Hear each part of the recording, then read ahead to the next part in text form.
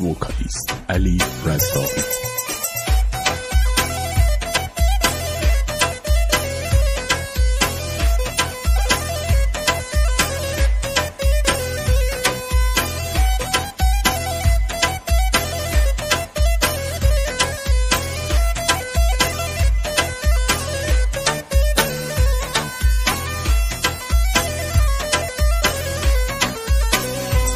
ز دست روزگار من زار به نالم اشک بریزم، جدایی در کمینم بود ندونستم عزیزم، مگر که عاشقی جرم خدا یا دل غمینم، تا کی باید تو حسرت نبودش من بشینم، بی تو دنیا جهنمم شده پر از غروبم،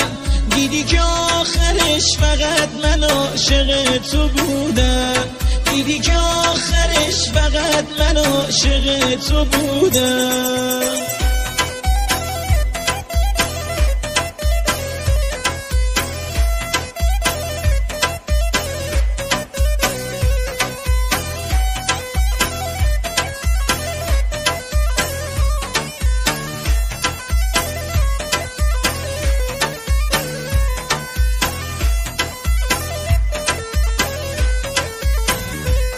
ز دست روزگار من زار به نالمش بریزم، جدایی در کمینم بود ندونستم عزیزم، مگر که عاشقی جرم خدا یا دل غمینم، تا کی باید تو حسرت نبودش من بشینم، رفتی با بی وفایی منو تنها گذاشتی، نادی تو وجودم نه حال غم رو کاشتی.